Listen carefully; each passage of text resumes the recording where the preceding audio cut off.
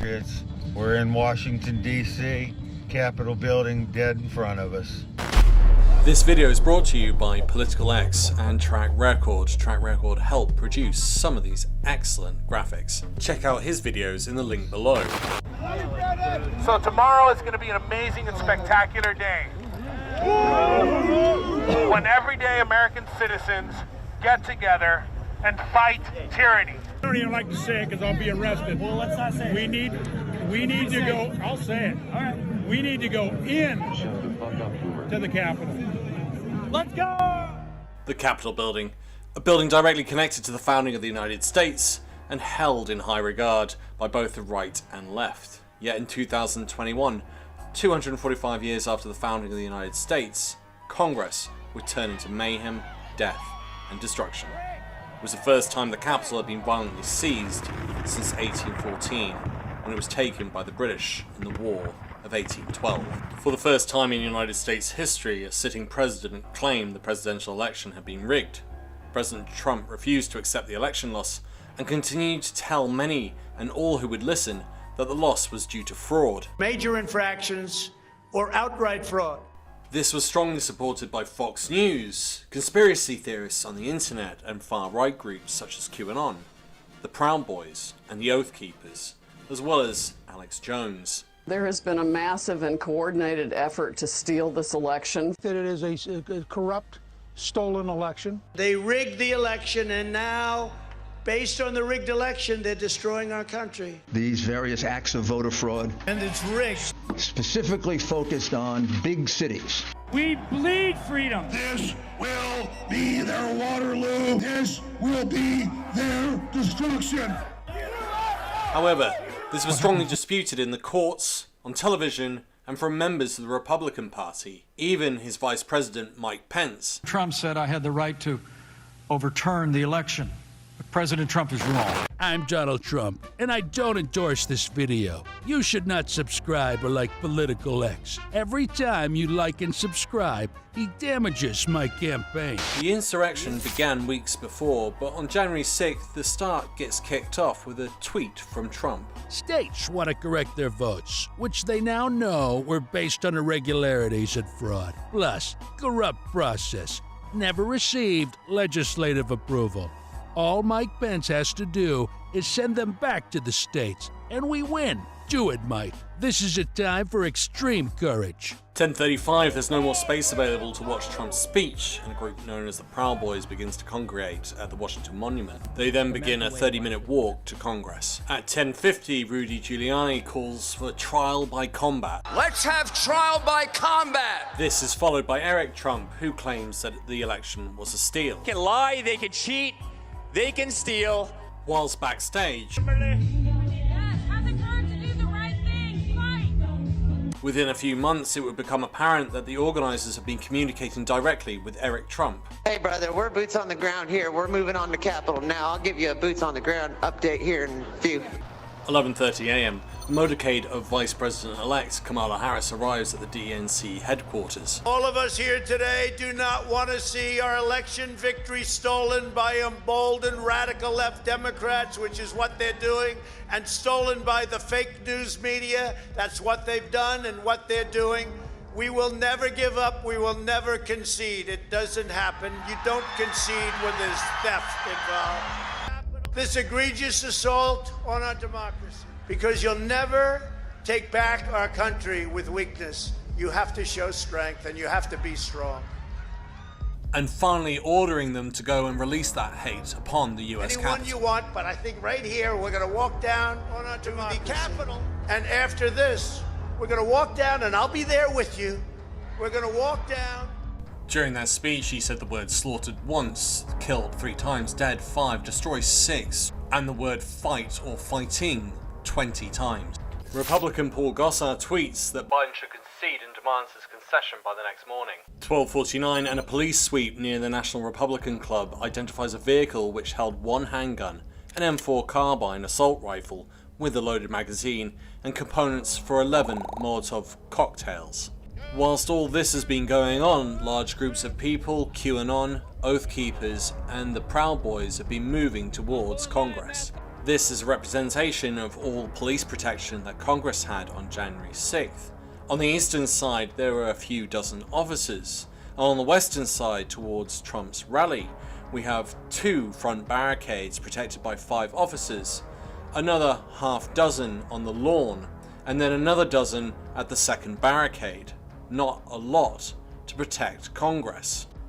For weeks and days before January 6th, the police had been warned, both by the FBI, the CIA, as well as local law enforcement, that there was a great risk towards the Congress building, yet nothing was done to reinforce those police officers stationed at the Congressional building, both putting at danger the lives of the Congress people and senators, as well as those police officers who were trying to protect them. At 12:53, the first barriers are breached, which indicates that this was all coordinated, something the police had failed to recognize both before and at the time, and would be a clear indication that this was not just some anger being vented randomly. This was an organized insurrection on the United States Capitol.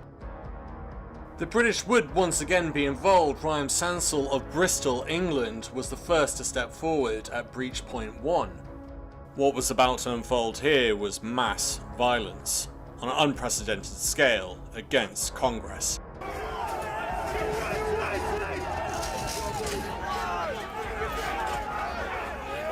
The police were unable to stop the crowd and pulled back to the main building.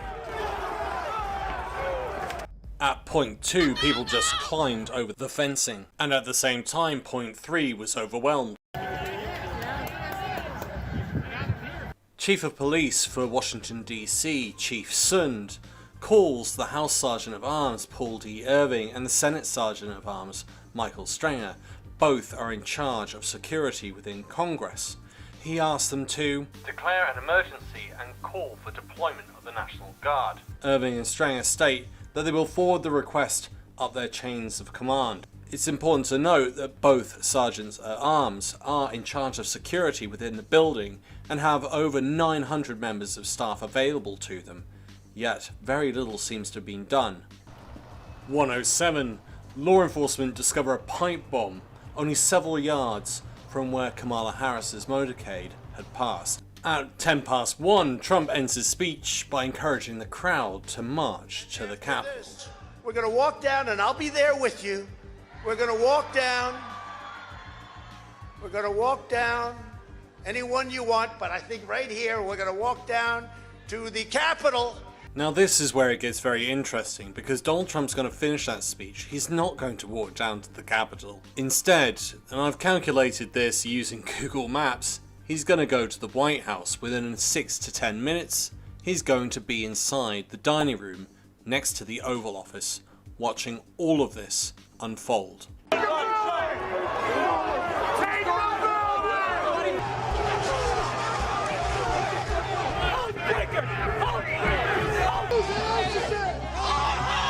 Do you want your house back? Multiple capital entry! Multiple capital entry! Even Trump, we are still taking metal, sharpened objects, missiles to include bottles and rocks, and hand-thrown chemical-grade fireworks. By 1:30, the Capitol Police have been pushed back to the base of Congress. Problems are going to increase as the Oathbreakers do a flanking maneuver to get to the opposite side and encourage them to also get involved with the rioting. This is the mob pushing in from the west. The police are overwhelmed and are forced back up to the steps and then up to the doors themselves. The mob surge forward. At this stage, there are problems on both the west and eastern sides of the building. If I give this up, they're going to have direct access. At least this Capitol we can defend. We gotta hold what we have. In front of you are a set of stairs which have been covered in scaffolding for the Joe Biden inauguration, but they give direct access to the building, allowing access to multiple entrances, and only 3 small police lines protect it. The Proud Boys begin to see the weakness in the line. These are real stairs. We're shadowed over here. Stairs are right there. That opens. Take the stairs! Take the stairs!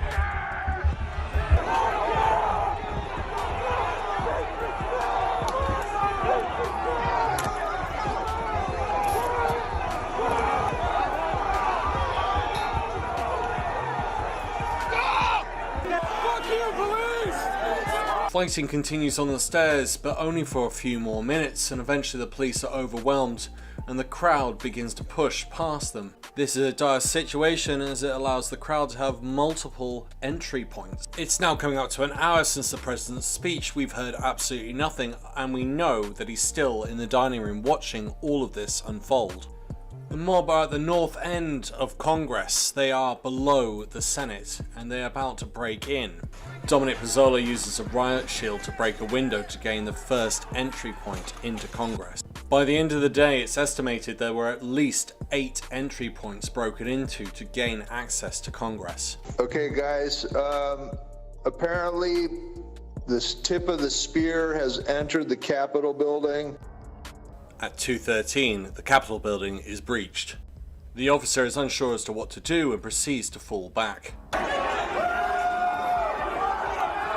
You can see that some of the rioters are carrying the Confederate flag, a symbol of slavery, as well as a baseball bat. The doors are kicked in, allowing people to come in larger numbers. The mob has made its way through the breach and are now heading north towards the Senate, although the Senate is in the floor above. Officer Eugene Goodman takes control of the situation and runs across the second floor, intercepting Senator Mitt Romney, a person who ran as vice president and has also stood up to Trump. He arrives down on the first floor and intercepts the rioters in an intense situation.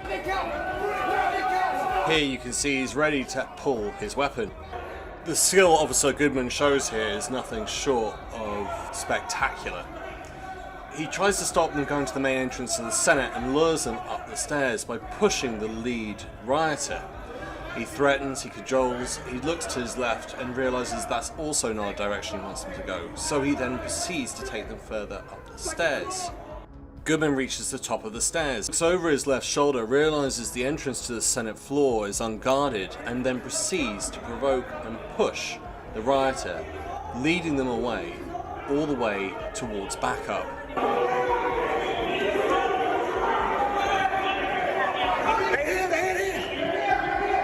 Goodman and his fellow officers are now the last line of defense for the Senate, but more problems are on their way because the crowd has also turned south towards the crypt. If they take this, they'll be able to have access to the entire building. Unfortunately, at this point, the police in the crypt are overrun and pushed back, and the crowd takes control of the crypt and therefore giving them access to the entire building. What I find more shocking at this point is that no guns have been drawn by any police officer.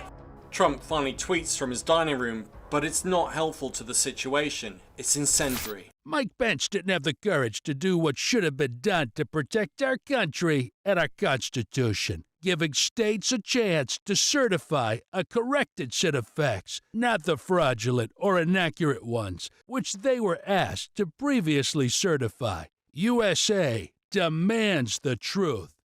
Look, I can think of no greater failure by a commander-in-chief than to allow this kind of disturbance to continue and not stop it. At the same time, Mike Pence is being ushered out of the Senate along with nuclear launch equipment and codes. At 2:25, another breach is made on the opposite side of the Capitol building. This time, police have been battling for over half an hour with the crowd, but because they've had access to the crypt and they've gotten to the back of the police line that's been protecting that side of the building, the police line collapses, allowing more rioters into the building. Here we see the level of organisation with the Oath Keepers as well as other groups. This group of Oath Keepers are moving into the Capitol using a military tactic of entry. They're also using walkie-talkies, which you've been hearing throughout this video. House is in recess. We're going to yank them out of their seats. Here we see members of the Oath Keepers as well as members of the Proud Boy group. This is the second time for some of them entering into the building. Go to the Capitol, overran the Capitol. We're in the Capitol, bro. Whilst the Senate is being evacuated, the House of Representatives is still in session. And with great irony, we have one of the people tweeting and inciting the crowd inside the room, which is about to be attacked, Paul Gossard. At 2:38, Donald Trump tweets, "Please support our Capitol Police and law enforcement. They are truly on the side of our country. Stay peaceful." It's 2:38 and we still don't know what Donald Trump is doing other than sitting in the dining room watching all of this unfold. The National Guard have still not been called in by the president. The chamber hasn't been evacuated and the mob are at the door.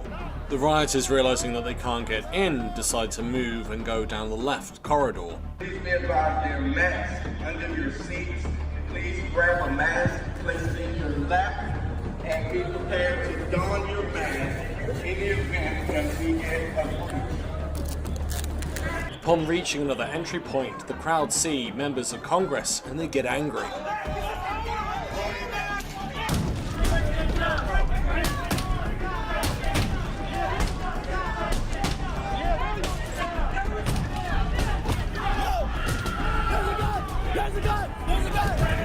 Hey, he's got a gun!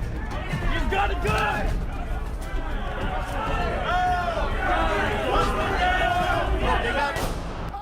At 2:45, a QAnon supporter, Ashley Babbitt, is shot and killed. 3:13 p.m. and Donald Trump sends out another tweet asking for peace. I'm asking for everyone at the US Capitol to remain peaceful. No violence. Remember, we are the party of law and order. Respect the law and our great men and women in blue. Thank you. Armed police stop rioters reaching the balconies of the House of Representatives, which still has congresspeople waiting to be evacuated. Outside, there's still a decisive battle to be had by the inauguration door, a door that the president must walk through in order to become sworn in as President of the United States. Outside, rioters attempted to push in through that door. On the inside, we had riot police protecting that door at all costs. What took place was something akin to that of a rugby match, with two sides slamming up against each other. Rioters would use whatever they could to get through that barrier, even eye-gouging some of the police officers. After several hours of to and fro between the two sides, and damaging and severely injuring many police officers, the police regained control. One of the more disturbing images and slogans being chanted were the threats to hang Mike Pence. Even gallows had been erected outside in order to hang Mike Pence. They've got the gallows set outside this Capitol building. It's time to using them. Start making a list, put all those names down, and we start hunting them down one by one. Traitors get guillotined. At 4:05, President-elect Joe Biden goes on TV demanding Trump end the siege. To go on national television now to fulfill his oath and defend the Constitution and demand an end to this siege. At 4:17, Donald Trump releases this message. This is one of 3 attempted recordings, and this is considered the best by his staff. I know your pain. I know you're hurt. We had an election that was stolen from us. It was a landslide election, and everyone knows it, especially the other side.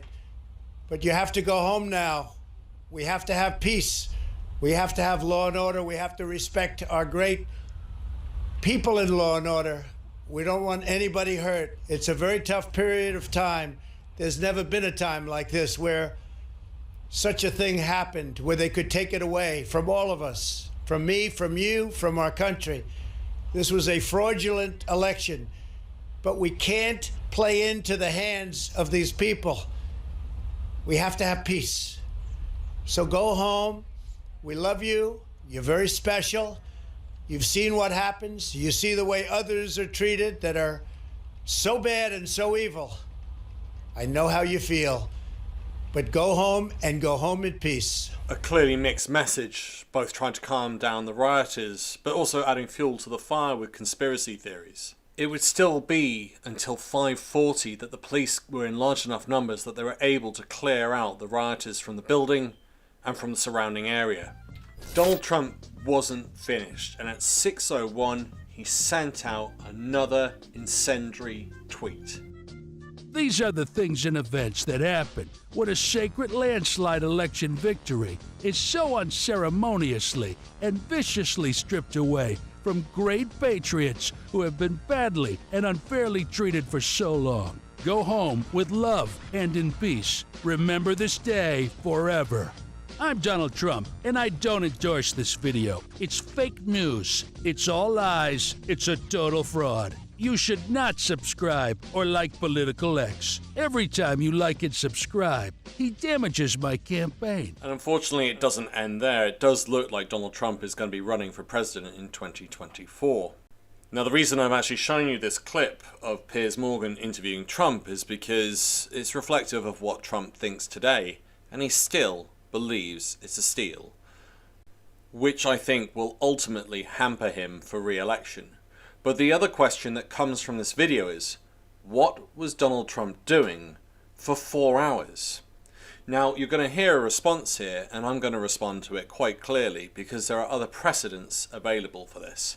Nancy Pelosi is in charge of security. She didn't do her job. She's half in charge of it. So the Republicans the mayor of and the D.C. Democrats have equal share of that. The mayor of D.C. and Nancy Pelosi are in charge Actually, of the Republicans and the Democrats have 50-50. But she was actually cowering for terror in fear of her life that day, because there was a huge mob of people who were attacking the centre of democracy in America. Donald Trump is president of the United States. That means he's commander-in-chief of the United States, which means he can give direct orders to send in the military to quell a riot situation.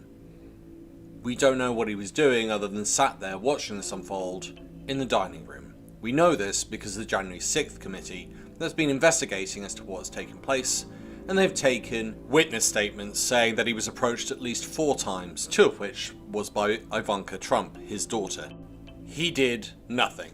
He sat and he watched, because what he essentially did was wind up a hornet's nest and throw it into Congress, and waited to see where the pieces fell. The President of the United States, with the strongest military in the world, couldn't be bothered to pick up the phone for 4 hours to the military to order them in to clear the streets. We now know this because it's on record that Donald Trump is blaming Nancy Pelosi for his failings as Commander-in-Chief of the United States military, and therefore being unable to send them in. We know this is hogwash because presidents have done this in the past, like at Little Rock, Arkansas, where President Eisenhower authorized the 101, the Screaming Eagles, airborne division into Arkansas to protect students trying to attend school. We saw this with President Hoover, who used the military to clear World War I veterans out of Washington. We even saw Donald Trump clear the streets of Washington just for a photo opportunity. Yet according to this interview, there was nothing Trump could do because it was up to Nancy Pelosi, who was carrying the basement, along with the other Republican senators and leaders who were also carrying the basement, because the president had sent in a hornet's nest. A special thanks to Track Record. Thank you to all my patrons and YouTube members, and to any of you who just like, comment and subscribe. It's free, and you know it helps fight Donald Trump.